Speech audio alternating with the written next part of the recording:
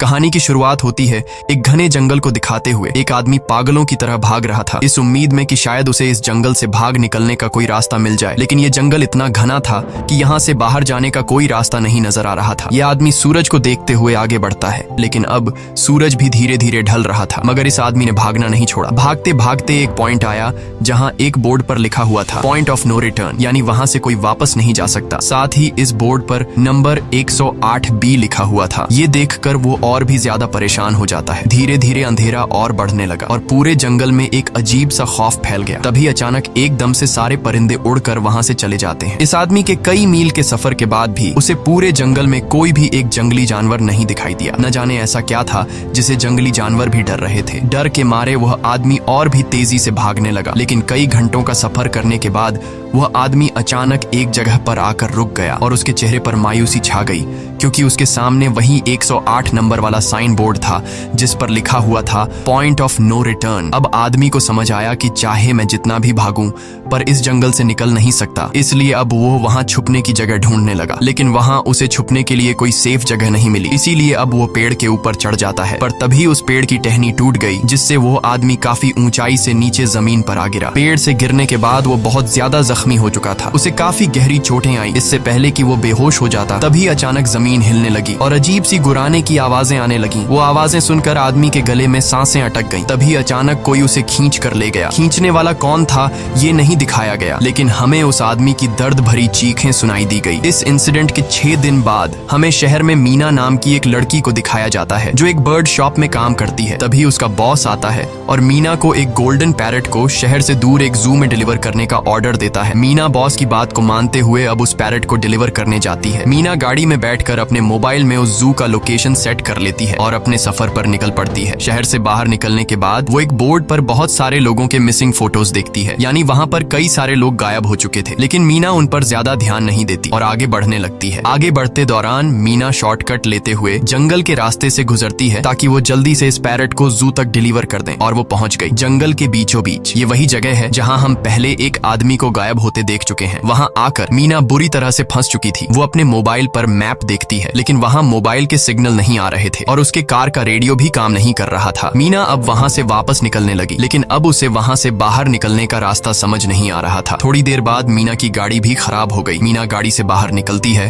और उसे सामने लगा हुआ वही पॉइंट ऑफ नो रिटर्न वाला बोर्ड दिखाई देता है। मीना को कुछ समझ नहीं आता, इसीलिए वो पैरट के पिंजरे को हाथ में लेकर आसपास मदद ढूंढने आगे चली जाती है, लेकिन वहाँ आसपास किसी भी मदद का नामो निशान तक नहीं था। उसके बाद वो वापस उस जगह पर लौट आती है जहाँ उसने अपनी गाड़ी खड़ी की थी, लेकिन वहाँ से उसकी गाड़ी गायब हो चुकी थी। ये देखकर वो बहुत ज्यादा परेशान हुई। उसे लगा कि शायद वो उस जगह पर नहीं आई है जहाँ उसकी गाड़ी खड़ी थी, बल्कि ये किसी दूसरी जगह पर आ गई है और उसकी गाड़ी कहीं दूसरी जगह में खड़ी है, क्योंकि इस जंगल का हर एक पॉइंट एक ही जैसा दिखाई दे रहा था। अब अंधेरा भी गहरा होता जा रहा था। एकदम से पहले की तरह ही सभी परिंदे इन पेड़ों से उड़ जाते हैं। मीना को अब डर लगने लगा था, क्योंकि जमीन भी जोर जोर से हिल रही थी। मीना को वहाँ आसपास किसी के होने का एहसास होता है। तभी अचानक मीना को दूर किसी का साया नजर आया। मीना भागते हुए उसके पीछे आई, पर उसे वहाँ कोई भी नहीं मिला। तभी अचानक मीना को एक बूढ़ी औरत भागते हुए दिखाई दी। मीना भी दौड़कर उसका पीछा करने लगी। वो उससे मदद मांग रही थी, लेकिन वो औरत रुकती नहीं, तेजी से भागती रहती है। एक बार फिर मीना इस बूढ़ी औरत का पीछा करती है। अचानक वो बूढ़ी औरत फिर से गायब हो गई। मीना जब उसे ढूंढते हुए और आगे बढ़ी तो उसे दूर जंगल में एक बड़ा सा कमरा दिखाई दिया। वो बूढ़ी औरत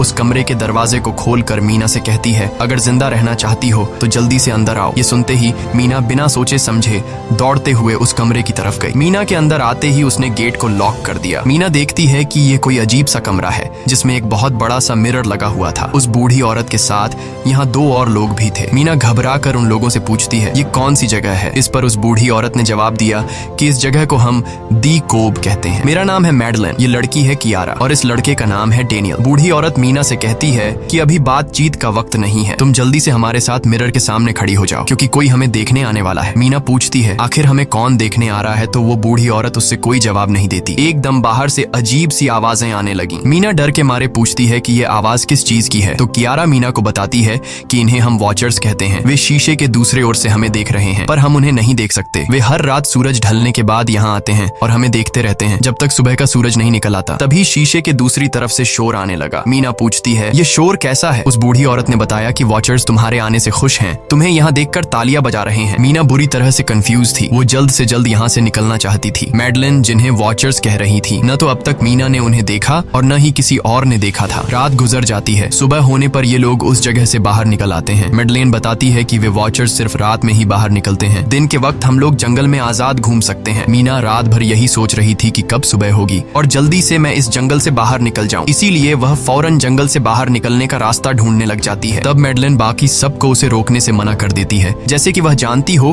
कि मीना इस जंगल से बाहर नहीं निकल सकती और वह जरूर वापस आएगी। बस मीना को जाते हुए मैडलिन बताती है कि तुम्हारा यह फैसला अच्छा नहीं है, इस जंगल से बाहर निकलने का कोई रास्ता नहीं है। रात होने से पहले हमें इस घर में वापस आना पड़ता है, अगर तुम लेट हो गई तो तुम अपनी जान से हाथ धो बैठोगी। मीना किसी की बात नहीं सुनती और अपने पैरट को लेते हुए तेजी से आगे बढ़ती है। थोड़ा सा आगे बढ़ने पर उसे वहीं पॉइंट ऑफ नो रिटर्न वाला साइन दिखाई देता है। उसे देखकर वो घबरा तो गई, लेकिन उसने हिम्मत नहीं हारी और सूरज को देखकर सूरज की डायरेक्शन में आगे बढ़ती रही, पर जंगल से निकलने में कामयाब नहीं हो सकी। आगे चलकर रास्ता ही खत्म हो गया। मीना ने देखा कि वो एक पहाड़ के टॉप पर खड़ी है, जहाँ से आगे दूर दूर तक जंगल के सिवा कुछ भी नहीं था, इसीलिए वो मायूस होकर नीचे बैठ जाती है। तभी अचानक उसके कंधे पर किसी ने हाथ रखा, वो डर गई और जब उसने पीछे मुड़कर देखा तो वो बूढ़ी औरत मैडलिन थी। यहाँ मैडलिन उसे हौसला देती है और कहती है कि सिर्फ तुम ही नहीं जिसने यहाँ से निकलने की कोशिश की और हार गई, हम भी तुम्हारी तरह ही हार कर यहाँ रुके हैं, यहाँ से बाहर निकलने का कोई रास्ता नहीं, चलो मैं तुम्हें कुछ दिखाती हूँ। मैडलिन मीना को जंगल की तरफ लेकर जाती है। मैडलिन मीना से कहती है, ये जंगल एक शिकारी है और हम सब उसका शिकार, अगर जिंदा रहना चाहती हो तो हमारे साथ ही रहो। मैडलिन उसे पॉइंट ऑफ नो रिटर्न वाले काफी सारे साइन बोर्ड दिखाती है, जो कि जंगल के चारों तरफ गोल घेरे में लगे थे और उनके बीच में था उनका कमरा। मैडलिन बताती है कि यह हमारे घर से आधे दिन के फासले पर लगे हैं, अगर इसे आगे गई तो वापस लौटना मुश्किल हो जाएगा, इसलिए कभी भी यह तुम्हें नजर आए तो तुम इन्हें इग्नोर मत करना। मीना पूछती है, ये सब किसने बनाया? तो वो जवाब देती है, ये एक प्रोफेसर ने बनाया है, लेकिन अब तक उसे किसी ने देखा नहीं है। अब रात हो जाती है, ये लोग वापस उस घर के अंदर आ जाते हैं। हर रात वॉचर्स उन्हें देखने के लिए आते थे। आज कियारा नामी लड़की उनके सामने डांस करती है और कहती है ये सब उन्हें पसंद है। ऐसा नहीं था कि इन चारों को हर रात वॉचर्स के सामने खड़ा ही रहना पड़ता था, ये लोग जो चाहते वह कर सकते थे, बस ये लोग उनकी तरफ अपनी कमर नहीं कर सकते थे। ऐसा करने पर वो लोग बहुत ज्यादा गुस्सा हो जाते थे। रात में तो उन्हें सिर्फ वॉचर्स का मसला था, लेकिन दिन में भी उन्हें बहुत मुश्किलों का सामना करना पड़ता था। ये लोग जंगल से हर रोज अपना पेट भरने के लिए कुछ न कुछ शिकार करके लाते थे,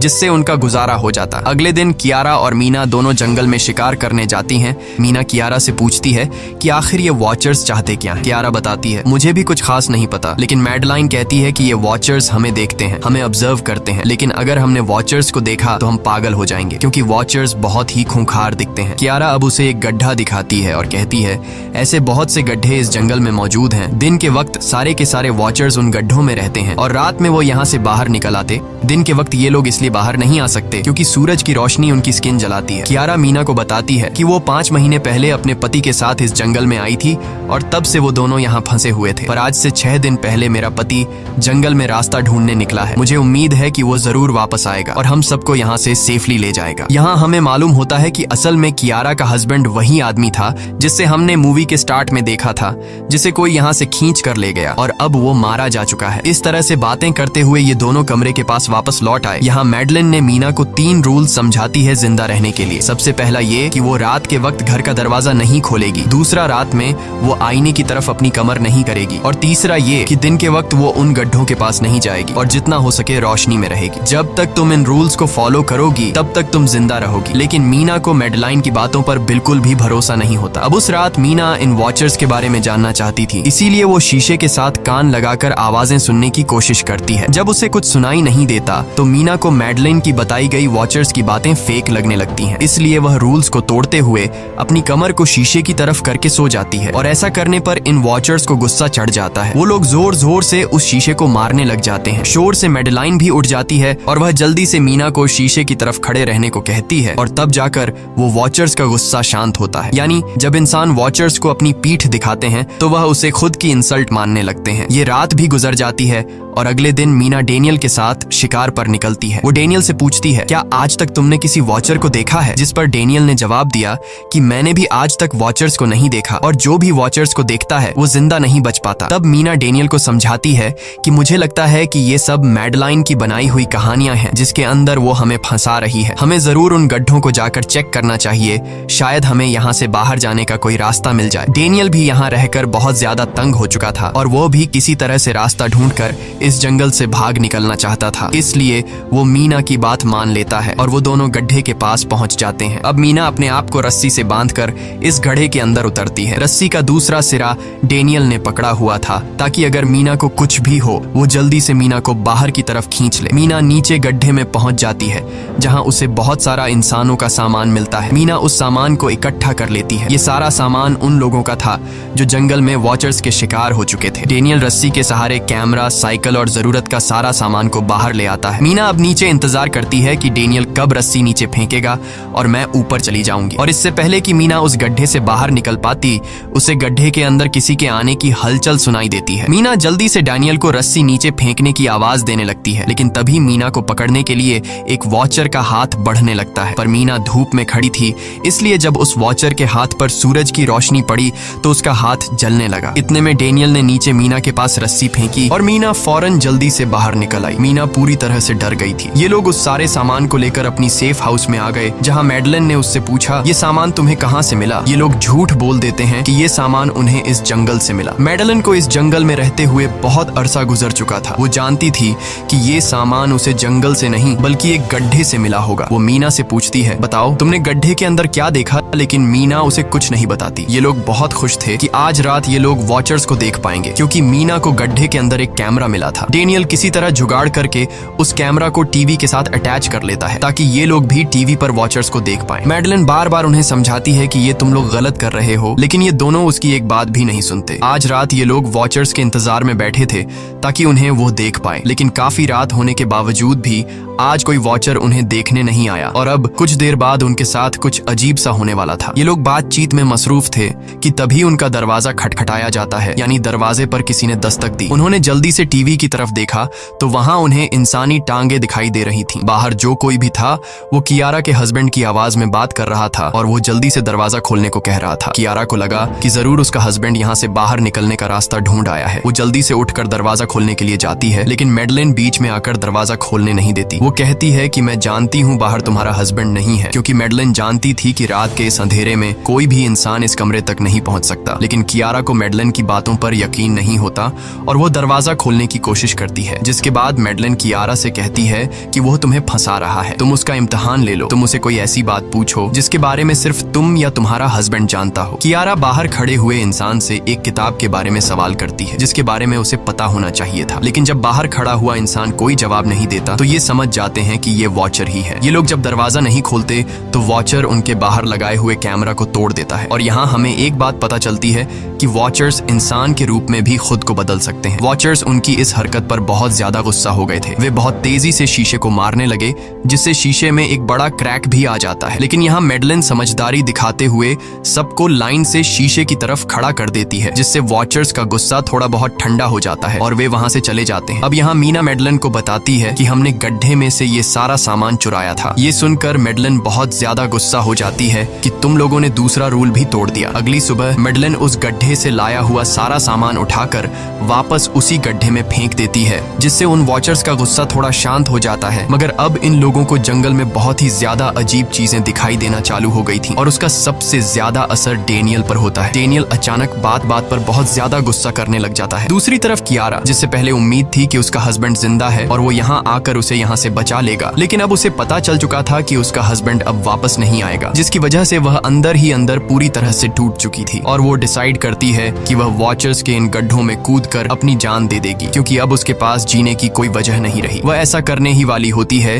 कि मीना आकर उसे बचा लेती है। इसी बीच हम देखते हैं कि डेनियल मैडलिन की तरफ अजीब तरह से देख रहा होता है और वह गुस्से में आकर मैडलिन को पेड़ के साथ बांध लेता है। डेनियल ने कहा कि अब मैं इस बुढ़िया के कोई रूल्स नहीं मानूंगा, अब यहाँ सिर्फ मेरी बात मानी जाएगी। अब रात होने वाली थी, इसलिए डेनियल कमरे की तरफ भागा और कियारा भी उसके पीछे भागी, लेकिन मीना मैडलिन के पास आई और उसकी रस्सियां खोलने लगी। दूसरी तरफ डेनियल ने कियारा को लेकर कमरे का दरवाजा अंदर से बंद कर दिया और मीना और मैडलिन को बाहर वॉचर्स के लिए छोड़ दिया। मीना और मैडलिन डेनियल से दरवाजा खोलने के लिए गिड़गिड़ाते रहे। डेनियल से रिक्वेस्ट करते हैं कि प्लीज दरवाजा खोल दो, लेकिन डेनियल ने दरवाजा नहीं खोला। अब बाहर चारों तरफ अंधेरा छा गया और वॉचर्स के आने का टाइम हो गया, इसलिए अब मजबूरन उन्हें अपनी जान बचाने के लिए एक घने पेड़ के नीचे रहकर छिपना पड़ा। थोड़ी देर बाद उन्हें वॉचर्स की गुराने की आवाजें आने लगी। इस टाइम मीना और मैडलिन के साथ हमें भी उन वॉचर्स की एक झलक दिखाई जाती है। ये लोग लंबे, पतले और खतरनाक थे। सब अपने अपने गड्ढों से निकलकर इंसानों को देखने के लिए उस सेफ रूम तक पहुंचते हैं। और जब ये लोग देखते हैं कि मीना और मैडलिन वहां नहीं हैं, तो वो उनको खाने के लिए जंगल में ढूंढने लग जाते हैं। और जब ये वॉचर्स दूर जाते हैं तो मौके का फायदा उठाते हुए ये दोनों फिर से सेफ रूम तक आ जाते हैं और डैनियल से रो रो कर दरवाजा खोलने को कहते हैं। इस बार डैनियल के दिल में रहम जाग जाता है और वो उनके लिए दरवाजा खोल लेता है। अब अंदर जाने के बाद पहले तो मैडलिन डैनियल पर गुस्सा करती है और फिर इन सबको शीशे के सामने खड़ा करके वॉचर्स के बारे में कुछ बातें बताती है। मैडलिन ने कहा कि अब तक हम बहुत से रूल्स तोड़ चुके हैं, इसलिए मुझे नहीं लगता कि इस बार वॉचर्स हमें माफ करेंगे। मैं तुम लोगों को वॉचर्स के बारे में कुछ सच्चाई बताना चाहती हूँ। दरअसल मैं जब यहाँ पहली बार आई थी तो मैंने कुछ ऐसा देखा जिससे मेरे होश उड़ गए। मैंने अपना ही एक डुप्लीकेट देखा। असल में वो एक वॉचर था जो मेरा रूप लेने की कोशिश कर रहा था। हालांकि उसकी आंखें और बाल बिल्कुल परफेक्ट नहीं थे। मीना ने पूछा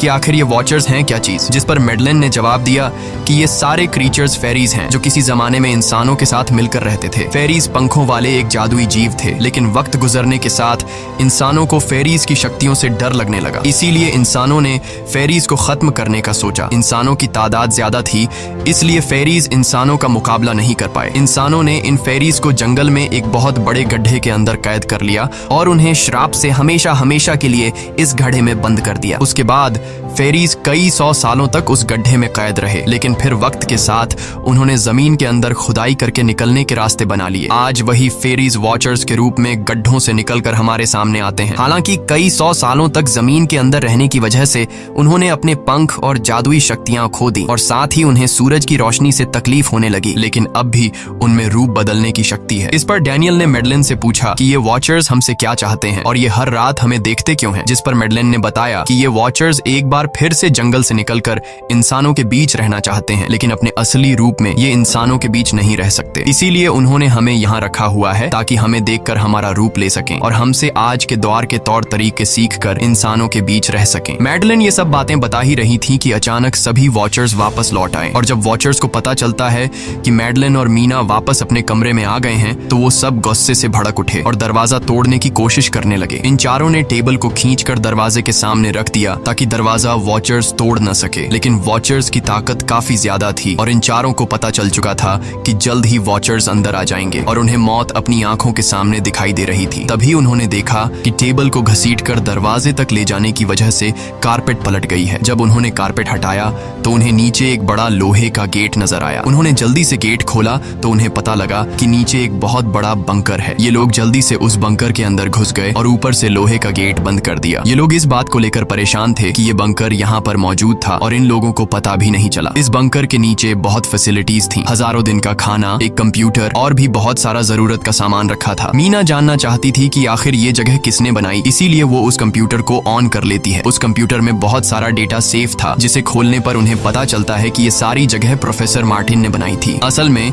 प्रोफेसर को इन क्रीचर्स के बारे में पता था। वो इन वॉचर्स पर रिसर्च करना चाहता था, इसीलिए उसने ये बंकर बनाया था। पैसों का लालच देकर वो दूसरे इंसानों को काम के लिए यहाँ लेकर आता था और रात के वक्त मजदूरों को ऊपर कमरे में छोड़कर खुद यहाँ आकर छुप जाता था और वो वॉचर्स फिर उन इंसानों को खा जाया करते थे। अगली वीडियो में डॉक्टर मार्टिन बताते हैं कि उनकी रिसर्च के दौरान उन्हें एक सबसे अलग फेरी मिली जो रोशनी में भी उन गड्ढों से बाहर आ सकती थी। डॉक्टर बताता है कि उस वॉचर ने एक बच्ची का बिल्कुल परफेक्ट रूप ले लिया था जिसे कोई पहचान नहीं सकता था। वो बहुत अच्छी थी, उसने डॉक्टर मार्टिन को मारा नहीं। डॉक्टर मार्टिन उसे यहाँ ले आया। तभी प्रोफेसर ने कैमरा को दूसरी तरफ मोड़ा। तब उन्होंने देखा कि प्रोफेसर ने उस छोटी सी बच्ची के रूप में आए वो क्रीचर को पिंजरे में कैद कर लिया है। पता नहीं डॉक्टर उसके साथ कौन सा एक्सपेरिमेंट करने वाला था। उस कंप्यूटर में बहुत सी वीडियोस थी और हर वीडियो में कुछ न कुछ बताया हुआ था। मीना बस ये जानना चाहती थी कि आखिर में क्या हुआ, इसीलिए वो सबसे आखिरी वीडियो प्ले करती है जिसमें वह देखती है कि प्रोफेसर खुद को और उस फेरी को मारने वाले हैं। मरने से पहले वह इस जंगल में फंसे हुए लोगों के लिए यहाँ से निकलने का रास्ता बता देता है और कहता है कि शाम में जिस डायरेक्शन में परिंदे भागते हैं उस डायरेक्शन में भागने से वे लोग इस जंगल से निकल सकते हैं। उसने इस रिकॉर्डिंग मैसेज में कहा था कि अगर कोई इस जंगल से निकलने में कामयाब हो गया तो यूनिवर्सिटी में जाकर मेरी सारी रिसर्च तबाह कर देना। मैंने यहाँ आकर बहुत बड़ी गलती कर दी। उसके बाद प्रोफेसर ऊपर चले गए और फिर 2 गोलियों की आवाज आई जिससे उन्हें समझ आया कि प्रोफेसर ने पहले उस फेरी को मारा और फिर खुद को गोली मार दी। आज रात ये चारों बहुत खुश थे क्योंकि उन्हें इस जंगल से जान छुड़ाने का रास्ता मिल गया था। अगली सुबह सभी लोग अब बंकर से बाहर निकलते हैं तो देखते हैं कि उनका सेफ हाउस उन वॉचर्स ने पूरी तरह तबाह कर दिया है और आज के दिन उन्हें लाजमी इस जंगल से निकलना होगा वरना ये लोग मारे जाएंगे। क्योंकि रात को अब उनके पास छिपने के लिए कमरा भी नहीं बचा था। ये लोग अब यहाँ जंगल से निकलने के रास्ते में बढ़ने लगते हैं। वो परिंदे जिनके बारे में प्रोफेसर बता रहे थे वे तो शाम को उड़ने वाले थे, लेकिन उन्हें शाम होने से पहले जंगल से बाहर निकलना था। इसलिए मीना अपने पास मौजूद पैरट को आजाद कर देती है। जिस डायरेक्शन में वह उड़ता है उसी डायरेक्शन में ये लोग चलने लग जाते हैं। चलते हुए रास्ते में ही उन्हें एक कब्र मिली। मैडेलिन उस कब्र को देखकर बताती है कि एक वक्त था जब ये लोग इंसानों के साथ रहते थे, लेकिन इंसानों ने उनके साथ बहुत बुरा किया, धोखा किया और उन्हें यहाँ जंगलों में फंसाकर खुद चले गए। कई घंटे सफर करने के बाद ये लोग एक नदी के पास पहुंच गए। वहाँ उन्हें प्रोफेसर का एक बोट मिला, जिसको देखकर ये लोग बहुत खुश हुए। लेकिन उनकी खुशी अब कुछ ही देर की मेहमान थी, क्योंकि अब अंधेरा हो चुका था और वॉचर्स के आने का वक्त हो गया था। उससे पहले कि ये लोग डॉक्टर मार्टिन की बोट में बैठकर यहाँ से दूर चले जाते, तभी उन्हें पीछे से किसी की आवाज आई। जब उन्होंने पीछे मुड़कर देखा तो वो कियारा का हस्बैंड था, जो मदद के लिए चिल्ला रहा था। वो बहुत ही जख्मी हालत में था। बाकी सब बोट में बैठ चुके थे, इसलिए डेनियल अकेला उसकी मदद के लिए गया। डेनियल कियारा के हस्बैंड को खींचकर बोट की तरफ लाने लगा, लेकिन तभी ये लोग बोट से देखते हैं कि डेनियल जिसकी मदद करने गया वह कोई इंसान नहीं बल्कि एक वॉचर है, जिसने उनके सामने ही डेनियल का रूप ले लिया। वो लोग कुछ भी नहीं कर पा रहे थे। अब उस वॉचर ने डेनियल को मार दिया। उन्हें इस बात का पता था कि वॉचर्स इस नदी को पार नहीं कर सकते हैं और फाइनली ये लोग खुद इस नदी को पार करके शहर तक पहुंच जाते हैं। और कहानी में असल ट्विस्ट इसके बाद आया। शहर पहुंचने के बाद ये तीनों अलग अलग रास्तों पर चले गए और कुछ दिनों बाद अब मीना जल्दी से डॉक्टर मार्टिन के कहने के मुताबिक उनके यूनिवर्सिटी में उनका सारा डेटा खत्म करने के लिए आई। उससे पहले कि वह उनका रिसर्च डेटा डिलीट कर देती, तभी उससे वहाँ एक टेप रिकॉर्डर मिला और उस टेप रिकॉर्डर से मीना को एक नया राज मालूम हुआ। जब हजारों साल पहले इंसान और फेरीज एक साथ रहते थे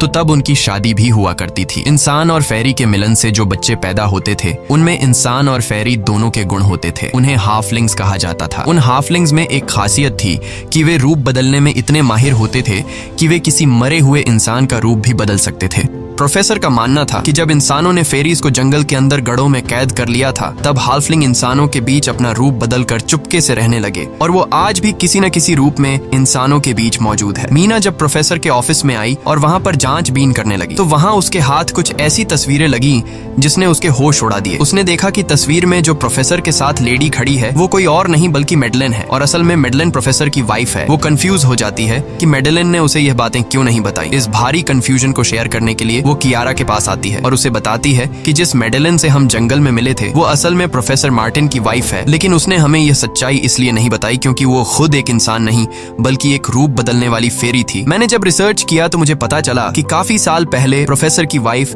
मैडेलिन कैंसर की वजह से मर गई थी। ये सुनकर कियारा कहती है कि फिर वो मैडेलिन कौन थी जो इतने समय से हमारे साथ थी। इस पर मीना कहती है, मुझे सब समझ आ रहा है। दरअसल प्रोफेसर अपनी वाइफ के मरने से बहुत दुखी थे और उसे हर हाल में वापस पाना चाहते थे और जब प्रोफेसर को इन रूप बदलने वाली फेरीज के बारे में पता चला तो प्रोफेसर ने उस रूप बदलने वाली फेरी को पिंजरे में कैद किया, जो एक बच्ची का परफेक्ट रूप लेकर उनके पास आई थी। प्रोफेसर ने अपनी वाइफ की फोटो दिखाते हुए उस फेरी को अपनी वाइफ मैडेलिन जैसा बना दिया, क्योंकि वो फेरी बाकी फेरीज से अलग थी। वो दिन में भी बाहर आ सकती थी। मीना ने कहा कि मैंने मैडेलिन को यहाँ बुला लिया है, हमें किसी तरह से करके उसे वापस जंगल भेजना होगा। तभी एक कार वहाँ आकर रुकी। जब उस कार से जो इंसान उतरा उसे देखकर मीना के गले में सांस अटक गई। वो कियारा थी, यानी कि अब तक जो मीना के साथ थी वो मैडेलिन थी। उसने कियारा का रूप ले रखा था। कियारा जैसे ही घर के अंदर आई तभी मैडेलिन ने कियारा के हस्बैंड के रूप में बदलकर उसे बेहोश कर दिया। मीना ने मैडेलिन से कहा, आखिर तुम चाहती क्या हो? जिस पर मैडेलिन गुस्से में आकर कहा, मैं फेरीज की सबसे अलग मखलूक हूँ। मेरे सभी साथी बचपन से मुझे चिढ़ाते थे। वो मुझे अपने साथ नहीं रहने देते क्योंकि मैं सबसे अलग थी। मैं उस जंगल में अकेली पड़ चुकी थी और मैं उस जंगल से निकलकर बाहर लोगों के साथ मिलकर रहना चाहती थी। फिर एक दिन प्रोफेसर उस जंगल में आया। उसने मुझे पिंजरे में कैद कर लिया। उसने मुझसे कहा कि अगर मैं उसकी वाइफ का रूप ले लूं तो वह मुझे जंगल से बाहर ले जाएगा। मैंने उसकी बात मान ली। प्रोफेसर ने मुझे मैडेलिन की सारी बातें सिखाई और बाद में उस धोखेबाज प्रोफेसर ने मुझे मारने की कोशिश की, लेकिन उससे पहले कि वो मुझे मार पाता मैंने उसे ही मार डाला। तुम इंसान कभी भी भरोसे के लायक नहीं थे और न ही रहोगे। अब तुम भी मेरी सच्चाई जान चुकी हो, इसलिए तुम्हें भी मरना होगा और तुम्हें मारने के बाद मैं तुम्हारे रूप में इंसानों के बीच रहूंगी। यह कहकर मैडेलिन ने मीना का रूप ले लिया और उसका गला दबाकर उसे मारने लगी। तब मीना ने मैडेलिन से कहा कि क्या प्रोफेसर ने तुमसे यह नहीं कहा कि तुम क्यों दिन में निकल सकती हो। असल में तुम हाइब्रिड हो, आधी इंसान और आधी फेरी, इसीलिए तुम इंसानों और फेरीज के बीच रह सकती हो। मुझे पता है कि दुनिया में अकेला रहना कैसा होता है, लेकिन तुम अकेली हाफलिंग नहीं हो। तुम्हारे जैसे और भी हाफलिंग्स हैं जो किसी न किसी रूप में इंसानों के बीच रह रहे हैं। इस सच्चाई का पता चलते ही मैडलिन का शरीर अचानक अपने असली रूप में आने लगा। देखते ही देखते उसके पंख निकल आए, जिसके बाद वो मीना को यहीं पर छोड़कर यहाँ से उड़ जाती है। इसके बाद कुछ हफ्तों के बाद का सीन दिखाया जाता है, जहाँ मीना अपनी सिस्टर के साथ रहने लगी है। उसने अपनी सिस्टर को बताया कि शायद वो फेरी अभी भी मेरा पीछा कर रही है। तब मीना की सिस्टर उसे कहती है कि तुम डरो मत, ऐसा कुछ नहीं है। और कहानी के एंड में हम एक छोटी बच्ची को देखते हैं जो कि उस वक्त मीना के घर के नीचे खड़ी थी। ये कोई और नहीं बल्कि मैडलिन थी, जो अब उनके दुनिया में उस रूप में रह रही है। और इसी के साथ ये कहानी खत्म हो जाती है। अगर आपको ये वीडियो अच्छी लगी हो तो हमारे चैनल को सब्सक्राइब और वीडियो को लाइक जरूर कीजिएगा।